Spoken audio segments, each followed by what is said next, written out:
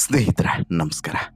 ಚಿತ್ರದುರ್ಗದ ರೇಣುಕಾಸ್ವಾಮಿಯ ಹತ್ಯೆ ಪ್ರಕರಣದಲ್ಲಿ ಚಾಲೆಂಜಿಂಗ್ ಸ್ಟಾರ್ ದರ್ಶನ್ ಮತ್ತು ಇಡೀ ಗ್ಯಾಂಗ್ ಅರೆಸ್ಟ್ ಆಗಿರೋದು, ಮತ್ತೊಂದು ಕಡೆ ಅವರ ಜೈಲು ವಾಸ ಕಾಯಂ ಆಗ್ತಾ ಇರುವಂಥದ್ದು, ಹಾಗೆಯೇ ಇಲ್ಲಿ ನಡೀತಿರುವಂಥ ಬೇರೆ ಬೇರೆ ಬೆಳವಣಿಗೆಗಳು ಒಂದು ಕಡೆ ಆದರೆ, ಮತ್ತೊಂದು ಕಡೆ ಇದೇ ರೇಣುಕಾಸ್ವಾಮಿಯ ಬಗ್ಗೆನೂ ಕೂಡ ಒಂದಷ್ಟು ಜನರು ಈಗ ಆತನ ಹಿನ್ನೆಲೆ ಏನು, ಆತ ಯಾವ ರೀತಿಯಾದಂತಹ ಮನಸ್ಥಿತಿಯನ್ನು ಹೊಂದಿದಂಥ ವ್ಯಕ್ತಿ, ಮತ್ತು ಆತ ಇದೇ ರೀತಿ ಅಂದರೆ ಈಗ ಇಲ್ಲಿ ಪ್ರಕರಣದ ಮೂಲ ಉದ್ದೇಶ ಆಗಿತ್ತು ಅಂತ ಹೇಳಿ ಪವಿತ್ರ ಗೌಡಗೆ ಆತ ಅಶ್ಲೀಲ ಮೆಸೇಜ್ಗಳನ್ನು ಕಳಿಸಿದ್ದ ಅನ್ನೋದು, ಅದರಲ್ಲೂ ಕೂಡ ಈಗ ರೇಣುಕಾಸ್ವಾಮಿ ಮಾಡಿದ್ದು ಸರಿ ಅಂತ ಹೇಳ್ಬಿಟ್ಟು ಯಾರಾದರೂ ಸಮರ್ಥಿಸಿಕೊಳ್ತಾರೆ ಅಂತ ಹೇಳಿದ್ರೆ ಅದು ಮೂರ್ಖತನದ ಪರಮಾವಧಿ ಆಗ್ತದೆ ಒಂದು ಕಡೆ.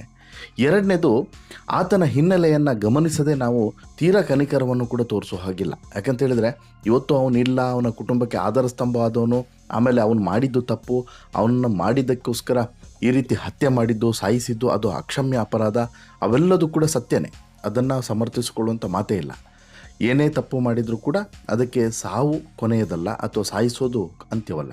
ಕಾನೂನಿದೆ, ಕಾನೂನಿನಲ್ಲಿ ಆತನ ಮೇಲೆ ಕ್ರಮ ತೆಗೆದುಕೊಳ್ಬೋದಾಗಿತ್ತು, ಏನೋ ಒಂದು ಮಾಡ್ಬೋದಾಗಿತ್ತು.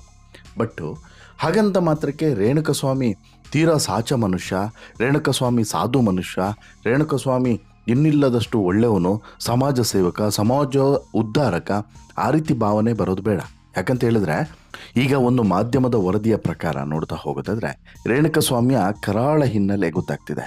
ರೇಣುಕಾಸ್ವಾಮಿ ಕೇವಲ ಪವಿತ್ರಗೆ ಅಶ್ಲೀಲವಾದಂಥ ಮೆಸೇಜನ್ನು ಕಳಿಸಿರೋದು ಮಾತ್ರವಲ್ಲ, ಇದೇ ರೀತಿ ಬೇರೆ ಬೇರೆ ನಟಿಯರಿಗೂ ಕೂಡ ಅಶ್ಲೀಲವಾದಂಥ ಮೆಸೇಜ್ಗಳನ್ನು ಫೇಕ್ ಅಕೌಂಟ್ಗಳಲ್ಲಿ, ಅಂದರೆ ಈತ ತನ್ನ ಹೆಸರಿನ ಅಕೌಂಟ್ಗಳಲ್ಲಿ ಮೆಸೇಜನ್ನು ಮಾಡ್ತಿರಲಿಲ್ಲ, ಫೇಕ್ ಅಕೌಂಟಲ್ಲಿ ಮೆಸೇಜನ್ನು ಮಾಡ್ತಿದ್ದ. ಈ ಸಂಬಂಧ ಆಲ್ರೆಡಿ ಒಂದು ದೂರನ್ನು ಕೂಡ ಒಂದು ಸ್ಟೇಷನಲ್ಲಿ ದಾಖಲಿಸೋಕ್ಕೆ ಹೋಗಿದ್ರು ಆ ನಟಿಯರು ಅನ್ನುವಂಥ ಮಾಹಿತಿಯೂ ಕೂಡ ಇದೆ. ಹಾಗಾದರೆ ರೇಣುಕಾಸ್ವಾಮಿಗೆ ಇಂಥದ್ದೊಂದು ಕಾಯಮಾಗಿ ಹೋಗಿದ್ದ. ಪದೇ ಪದೇ ಪದೇ ಪದೇ ಯಾವುದೋ ಒಂದು ಫೇಕ್ ಅಕೌಂಟ್ ಕ್ರಿಯೇಟ್ ಮಾಡಿಕೊಂಡು ಅಲ್ಲಿ ಕಮೆಂಟ್ಸ್ ಮಾಡೋವಂಥದ್ದು, ಪರ್ಸ್ನಲಾಗಿ ಮೆಸೇಜ್ ಮಾಡುವಂಥದ್ದು, ಇಂಥದ್ದೊಂದು ಕಾಯಿಲೆ ಆತನಿಗಿತ್ತ. ಹಾಗೆಯೇ ಇದೇ ಕಾಯಿಲೆ ಆತನಿಗೆ ಇವತ್ತು ಈ ಪರಿಸ್ಥಿತಿಯನ್ನು ತಂದು ಒದಗಿಸ್ತಾ. ಆತ ಏನೋ ಹೋಗ್ಬಿಟ್ಟ, ಆದರೆ ಆತನ ಮನೆಯವರ ಪರಿಸ್ಥಿತಿ, ಆ ಹೆಂಡತಿಯ ಅಂದರೆ ರೇಣುಕಾಸ್ವಾಮಿಯನ್ನು ಕಟ್ಕೊಂಡಂಥ ಹೆಂಡತಿಯ ಹೊಟ್ಟೆಯಲ್ಲಿರುವಂಥ ಮಗುವಿನ ಪರಿಸ್ಥಿತಿ, ಆತನ ಇನ್ಕಮ್ನ ಮೇಲೆ ಡಿಪೆಂಡ್ ಆಗಿದ್ದಂಥ ಮನೆಯವರ ಪರಿಸ್ಥಿತಿ, ಇವೆಲ್ಲದನ್ನು ಕೂಡ ಆತನು ಕೂಡ ಯೋಚನೆ ಮಾಡಬೇಕಾಗಿತ್ತಲ್ವ. ಈ ಚಟವನ್ನು ಮದುವೆ ಆದಮೇಲಾದರೂ ಬಿಡಬೇಕಾಗಿತ್ತಲ್ವ. ಈ ಕೆಟ್ಟ ದುಶ್ಚಟವನ್ನು ಯಾಕೆ ಬಿಟ್ಟಿಲ್ಲ ಆತನ ನಿಜವಾದಂಥ ಸಮಸ್ಯೆ ಏನು, ಇದ್ರ ಬಗ್ಗೆನೂ ಕೂಡ ಇವತ್ತು ನಾವು ಮಾತಾಡಲೇಬೇಕು. ಅದರ ಬಗ್ಗೆ ನಿಮಗೆ ಮಾಹಿತಿಯನ್ನು ಕೊಡ್ತಾ ಹೋಗ್ತೀನಿ. ಅದಕ್ಕಿಂತ ಮುಂಚೆ ನೀವಿನ್ನೂ ಕೂಡ ನಮ್ಮ ಚಾನಲನ್ನು ಸಬ್ಸ್ಕ್ರೈಬ್ ಮಾಡಿಲ್ಲ ಅಂದರೆ ದಯವಿಟ್ಟು ಕೂಡಲೇ ಸಬ್ಸ್ಕ್ರೈಬ್ ಮಾಡಿ ಸ್ನೇಹಿತರೆ.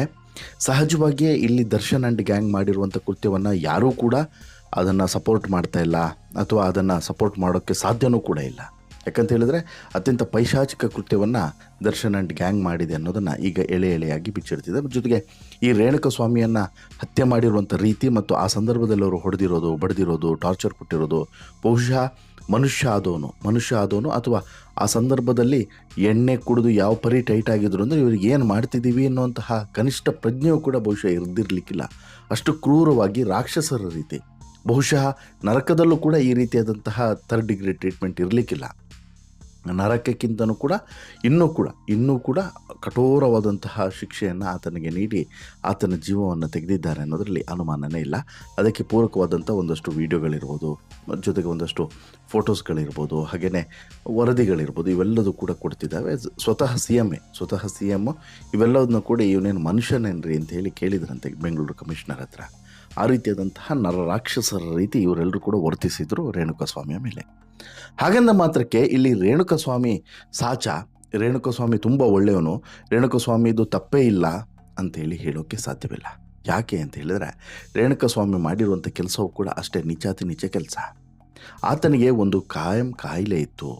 ಆ ಕಾಯಿಲೆ ಏನು ಅಂತ ಹೇಳಿದ್ರೆ ಒಂದು ಫೇಕ್ ಅಕೌಂಟನ್ನು ಕ್ರಿಯೇಟ್ ಮಾಡೋದು, ಆ ಫೇಕ್ ಅಕೌಂಟ್ನಲ್ಲಿ ಈ ರೀತಿಯಾದಂಥ ನಟಿಯರಿಗೆ ಕೆಟ್ಟದಾಗಿ ಮೆಸೇಜನ್ನು ಮಾಡುವಂಥದ್ದು, ಕಮೆಂಟ್ಸನ್ನು ಮಾಡುವಂಥದ್ದು, ಜೊತೆಗೆ ಅವರು ತನ್ನ ಜೊತೆಗೆ ಏಕಾಂತವನ್ನು ಕಳಿಬೇಕು ಅನ್ನುವಂತಹ ಬೇಡಿಕೆಯನ್ನು ಇಡುವಂಥದ್ದು, ಅಥವಾ ಅವರನ್ನು ಬ್ಲ್ಯಾಕ್ ಮೇಲ್ ಮಾಡುವಂಥದ್ದು. ಇಂಥದ್ದೊಂದು ಚಟ ಈತನಿಗೆ ಇತ್ತು ಅನ್ನೋದಕ್ಕೆ ಸಾಕಷ್ಟು ಸಾಕ್ಷಿಗಳು ಸಿಗ್ತಿದ್ದಾವೆ. ಅಟ್ ದಿ ಸೇಮ್ ಟೈಮ್ ಇಲ್ಲಿ ಪವಿತ್ರಗೂ ಕೂಡ ಈತ ಇದೇ ರೀತಿಯಾದಂಥ ಮೆಸೇಜ್ ಮಾಡಿದ್ದ ಅನ್ನೋದೇನೋ ಗೊತ್ತಿರೋದಂಥ ವಿಚಾರ ಏನಲ್ಲ. ಆರಂಭದಲ್ಲೇ ಈ ವಿಚಾರಗಳು ರಿವೀಲ್ ಆಗಿತ್ತು. ಎಲ್ಲಿವರೆಗೆ ಅಂತ ಹೇಳಿದರೆ ಈತ ತನ್ನ ಮರ್ಮಾಂಗದ ಫೋಟೋವನ್ನು ಕ್ಲಿಕ್ಕಿಸಿ ಅದನ್ನು ಪವಿತ್ರಗೆ ಕಳಿಸಿದ್ದ. ಅದಾದಮೇಲೆ ಪವಿತ್ರ ಆ್ಯಕ್ಚುಲಿ ರೊಚ್ಚಿಗೆದ್ದಿತ್ತು ಅಂಥೇಳಿ. ಅದಕ್ಕಿಂತ ಮುಂಚೆ ಬೇರೆ ಬೇರೆ ಫೇಕ್ ಅಕೌಂಟ್ನಲ್ಲಿ ಈತ ಮೆಸೇಜ್ ಮಾಡ್ತಿದ್ದ. ಫೆಬ್ರವರಿ 27ನೇ ತಾರೀಕಿಂದನೂ ಕೂಡ ಮೆಸೇಜ್ ಮಾಡೋಕ್ಕೆ ಶುರು ಮಾಡಿದ್ದ. ನಿರಂತರವಾಗಿ ಮೆಸೇಜನ್ನು ಮಾಡ್ತಾ ಇದ್ದ. ಈಕೆ ಬ್ಲಾಕ್ ಮಾಡಿದರೂ ಕೂಡ ಬೇರೆ ನಂಬರ್ನಿಂದ ಅಥವಾ ಬೇರೆ ಅಕೌಂಟ್ನಿಂದ ಈತ ಮತ್ತೊಂದು ಅಕೌಂಟನ್ನು ಕ್ರಿಯೇಟ್ ಮಾಡಿ ಅಲ್ಲಿಂದ ಮತ್ತೆ ಮೆಸೇಜನ್ನು ಮಾಡ್ತಿದ್ದ, ಕಮೆಂಟ್ಸ್ ಮಾಡ್ತಿದ್ದ. ಕೇವಲ ಮೆಸೇಜ್ ಮಾತ್ರ ಅಲ್ಲ, ಕಮೆಂಟ್ಸ್ ಕೂಡ ಮಾಡ್ತಿದ್ದ ಕೆಟ್ಟದಾಗಿ. ಆಮೇಲೆ ಬಹುತೇಕ ಸೊಂಟದ ಕೆಳಗಿನ ಪದಗಳನ್ನು ಈತ ಬಳಕೆ ಮಾಡ್ತಿದ್ದ ಅನ್ನೋಂಥ ಆರೋಪನೂ ಕೂಡ ಇದೆ. ಹೀಗಾಗಿ ಈ ಆಯಾಮದಲ್ಲೂ ಕೂಡ ಪೊಲೀಸರು ಒಂದಷ್ಟು ತನಿಖೆಗಳನ್ನು ನಡೆಸಿದರು. ಜೊತೆಗೆ ಇದೇ ಕಾರಣಕ್ಕೋಸ್ಕರ ರೇಣುಕಾಸ್ವಾಮಿಯ ಮೊಬೈಲನ್ನು ಕೂಡ ಹುಡುಕುವಂಥ ಕೆಲಸವನ್ನು ಅವತ್ತು ಮಾಡಿತ್ತು. ಯಾಕೆಂತ ಹೇಳಿದರೆ ಇಲ್ಲಿ ರೇಣುಕಾಸ್ವಾಮಿ ಮತ್ತು ಪವಿತ್ರ ಗೌಡ ನಡುವಿನ ಚಾಟನ್ನು ರಿಟ್ರೀವ್ ಮಾಡಬೇಕು ಅನ್ನೋಂಥ ಉದ್ದೇಶದಿಂದ. ಆ ಚಾಟ್ಗಳು ಸಿಕ್ತು ಅಂತ ಹೇಳಿದ್ರೆ ಅಲ್ಲಿ ಸಾಕಷ್ಟು ಅಂಶಗಳು ಹೊರಗಡೆ ಬರ್ತವೆ. ಜೊತೆಗೆ ಈತ ಇನ್ನೂ ಯಾರ್ಯಾರಿಗೆ ಈ ರೀತಿ ಮೆಸೇಜನ್ನು ಮಾಡಿದ್ದ ಅನ್ನೋದು ಕೂಡ ಗೊತ್ತಾಗುತ್ತೆ ಇನ್ಸ್ಟಾಗ್ರಾಮ್ನಲ್ಲಿ ಅಂತೇಳಿ.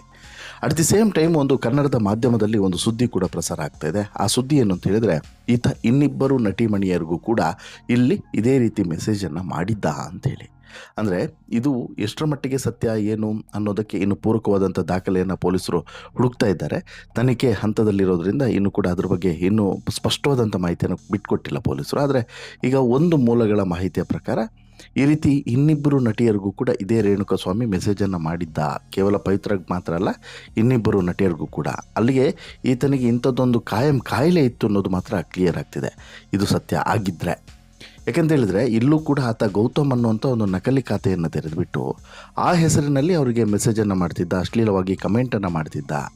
ಆ ನಟಿಯರು ಯಾವುದಾದ್ರೂ ಪೋಸ್ಟ್ಗಳನ್ನು ಹಾಕಿದರೆ, ರೀಲ್ಸ್ಗಳನ್ನು ಹಾಕಿದರೆ ಅದಕ್ಕೆ ಕೆಟ್ಟದಾಗಿ ಕಮೆಂಟ್ ಮಾಡುವಂಥದ್ದು, ನಂತರ ಅವರಿಗೆ ಅಶ್ಲೀಲವಾಗಿ DM ಮಾಡುವಂಥದ್ದು, ಮೆಸೇಜ್ ಮಾಡುವಂಥದ್ದು, ಪರ್ಸ್ನಲ್ ಮೆಸೇಜನ್ನು ಮಾಡುವಂಥದ್ದು, ಅವರ ಜೊತೆಗೆ ಆರಂಭದಲ್ಲಿ ಚೆನ್ನಾಗಿಯೇ ಮಾತನಾಡೋದು, ನಂತರ ಸ್ವಲ್ಪ ತನ್ನ ಚಾಳಿಯನ್ನು ತೋರಿಸುವಂಥ ಕೆಲಸವನ್ನು ಮಾಡ್ತಾ ಇದ್ದ. ಈತ ಒಬ್ಬನೇ ಇದ್ದಾಗ ಇದೇ ಕೆಲಸವನ್ನು ಮಾಡ್ತಾ ಇದ್ದಿದ್ದು ಅನ್ನುವಂತಹ ಮಾಹಿತಿ ಇದೆ. ಈ ಸಂಬಂಧ ಈ ನಟಿಯರು ಬಸವೇಶ್ವರ ನಗರ ಪೊಲೀಸ್ ಸ್ಟೇಷನ್ಗೆ ಅವತ್ತು ಕಂಪ್ಲೇಂಟ್ ಕೊಡೋಕ್ಕೂ ಕೂಡ ಹೋಗಿದ್ರು ಅನ್ನುವಂಥ ಸುದ್ದಿಯನ್ನು ಕೂಡ ಈ ಮಾಧ್ಯಮ ಪ್ರಸಾರ ಮಾಡಿದೆ. ಅವತ್ತು ಕಂಪ್ಲೇಂಟ್ ಕೊಡೋಕ್ಕೆ ಹೋಗಿದ್ದಂತೆ ಬಸವೇಶ್ವರ ನಗರ ಪೊಲೀಸ್ ಠಾಣೆಗೆ. ಬಟ್ ಆವತ್ತು ಕಂಪ್ಲೇಂಟನ್ನು ತಗೊಳ್ಳಿಲ್ಲ. ಚಿಕ್ಕ ಕೇಸ್ ಇದು, ಏನಕ್ಕೆ ಇದನ್ನು ಸೀರಿಯಸ್ ಮಾಡ್ಕೊಳ್ತೀರಾ, ಬ್ಲಾಕ್ ಮಾಡಿ ಬಿಸಾಕಿ ಅಂತನೇನೋ ಹೇಳಿ ಕಳಿಸಿದ್ರಂತೆ. ಇಫ್ ಇಟ್ ಇನ್ ಕೇಸ್ ಅವತ್ತೇನಾದರೂ ಕೇಸ್ ತಗೊಂಡಿದ್ದಿದ್ರೆ ಬಹುಶಃ ರೇಣುಕಾಸ್ವಾಮಿ ಸ್ವಲ್ಪ ಹೆದರಿಸಿ ಆತನಿಗೆ ಸ್ವಲ್ಪ ಬುದ್ಧಿವಾದ ಹೇಳಿ ಕಳಿಸಿದ್ದಿದ್ರೆ ಆತ ಈ ಕಾಯಿಲೆಯನ್ನು ಬಹುಶಃ ಬಿಡ್ತಿದ್ನೇನೋ ಗೊತ್ತಿಲ್ಲ.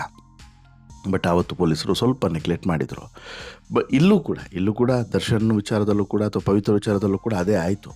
ಇಲ್ಲಿ ಎಲ್ಲರೂ ಕೂಡ ಅದನ್ನೇ ಹೇಳೋದು. ಈಗ ಫಾರ್ ಎಕ್ಸಾಂಪಲ್ಲು ರೇಣುಕಾಸ್ವಾಮಿ ಇಂತಹದೊಂದು ಕಾಯಿಲೆಯನ್ನು ಇಟ್ಕೊಂಡಿದ್ದ ಅಂತಲೇ ಇಟ್ಕೊಳ್ಳೋಣ. ಆತನಿಗೆ ಇಂಥದ್ದೊಂದು ಸಮಸ್ಯೆ ಇದೆ, ಈ ರೀತಿ ಮೆಸೇಜ್ ಮಾಡುವಂಥದ್ದು ಒಂದು ಕಾಯಿಲೆ ಇದೆ ಅಂತಲೇ ಇಟ್ಕೊಳ್ಳೋಣ, ಮೆಸೇಜ್ ಮಾಡ್ದ ಅಂತಲೇ ಇಟ್ಕೊಳ್ಳೋಣ.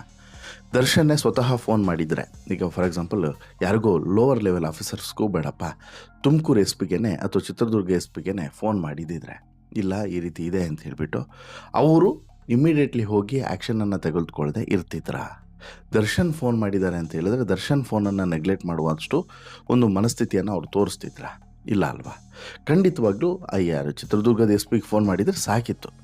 ಅವರು ಇಮ್ಮಿಡಿಯೇಟ್ಲಿ ಒಂದು ಟೀಮನ್ನು ಫಾರ್ಮ್ ಮಾಡಿ ಆತನನ್ನು ಯಾರು ಏನು ಅಂತೇಳಿ ಹುಡ್ಕೊಂಬಂದು ಎತ್ತಾಕೊಂಬಂದು ಬುದ್ಧಿ ಹೇಳಿ 2 ಬಿಟ್ಟು ಎಲ್ಲವನ್ನು ಕೂಡ ಮಾಡಿ, ಆತ ಇನ್ಯಾವತ್ತೂ ಕೂಡ ಆ ರೀತಿ ಮೆಸೇಜ್ ಮಾಡಬಾರ್ದು, ಆ ರೀತಿ ಮಾಡಿ ಹೋಗ್ತಿದ್ರು.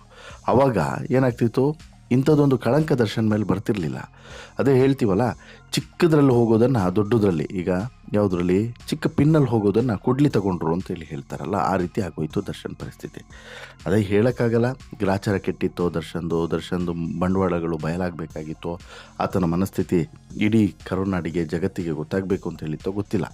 ಬಟ್ ಇವತ್ತಿಗೆ ದರ್ಶನ್ ಮಾಡಿರುವಂಥ ಕೃತ್ಯವನ್ನು ಯಾರೂ ಕೂಡ ಸಪೋರ್ಟ್ ಮಾಡ್ತಿಲ್ಲ. ಅಟ್ ದಿ ಸೇಮ್ ಟೈಮ್ ರೇಣುಕಾಸ್ವಾಮಿಯನ್ನು ಕೂಡ ಭಾರಿ ಒಳ್ಳೆ ಮನುಷ್ಯ ಏನಲ್ಲ ಅಂದರೆ ಅವನೇನು ಗಾಂಧಿ ಅಲ್ಲ ಅಂತಲೂ ಕೂಡ ಕೆಲವರು ಮಾತನಾಡಿಕೊಳ್ತಾ ಇದ್ದಾರೆ.